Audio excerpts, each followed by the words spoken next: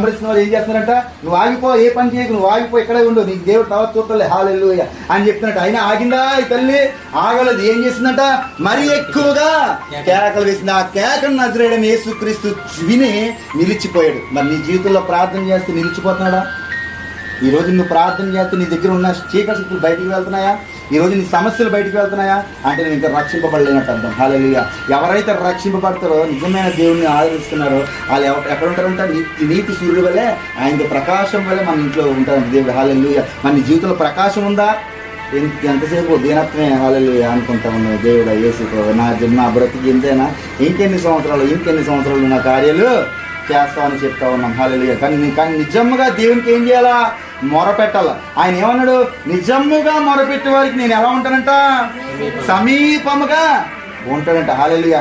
ఈ దొండలం గ్రామానికి ఎలా ఉన్నాడంటే దేవుడు, సమీపముగా ఉన్నాడంట. ఈ కుటుంబానికి ఎలా ఉన్నాడంటే దేవుడు, సమీపముగా ఉన్నాడంటే. అంటే నూతన కార్యాలు వీరి జీవితంలో చేశాడు దేవుడు. హల్లెలూయా. మరి మన జీవితంలో కూడా నూతన కార్యాలు చేయాలని ఆశపడుతున్నామా? అయితే ఈ రోజున నువ్వేం చేయాలంటే, నీలో ఉన్న బావిని తవ్వాలా. హల్లెలూయా. ఆ తవ్వి ఏం చేయాలి, ప్రతి దాన్ని కూడా బయటికి పారవేసినట్లుగా నీలో ఉండే పాపము, శాపము ప్రతి ఒక్కటి కూడా విడిచిపెట్టాలా. హల్లెలూయా. హల్లెలూయా. ప్రతి ఒక్కటి కూడా విడిచిపెడితే పరిశుద్ధాత్మ దేవుడు నీ మీదకి వస్తాడు తల్లి. హల్లెలూయా. నువ్వు పరిస్థితిని చూడవలసిన పని లేదు, స్థితిని చూడాల్సిన పని లేదు, నేను చేయగలనా అనాల్సిన పని లేదు. హల్లెలూయా. పేతురు గారు కూడా ఏమీ రాదు, విద్య లేని పామరులు. హల్లెలూయా. వాళ్ళకి ఏమైనా డిగ్రీలు చేశారా? హల్లెలూయా. ఏదైనా ఇన్స్టిట్యూట్కి వెళ్ళారా? ఏదైనా మ్యూజిషియన్కి వెళ్ళారా? ఎక్కడికి వెళ్ళారా? ఏమన్నా ఎక్కడికైనా వెళ్ళారా? ఎక్కడికి వెళ్ళారంటే పెంతుకొస్తే మేడ మీదకి వెళ్ళారు. హల్లెలూయా. వాళ్ళు మేడ మీదకి వెళ్ళారు. ఏం చేశారు? వాళ్ళు బావిని తవ్వుకున్నారు. హల్లెలూయా. వాళ్ళు ఏం చేశారంటే తల్లి, బావిని తవ్వారు. ఆ బావి తవ్వి బయటకు వచ్చిన తర్వాత రిలీజ్ అలాగైంది, 3000 మంది రక్షింపబడే వాక్యాన్ని చెప్పాడు దేవుడు. హల్లెలూయా. మరి నీ జీవితంలో చెప్పాలనుకుంటున్నావా? నువ్వు ఇంకా చెప్పించుకోవాలనుకుంటున్నావా? హల్లెలూయా. నువ్వు ప్రార్థన చేయాలనుకుంటున్నావా? నువ్వు ప్రార్థన చేయించుకోవాలనుకుంటున్నావా? హల్లెలూయా. నువ్వు ఒక వీరుడి వల్లే మారలా.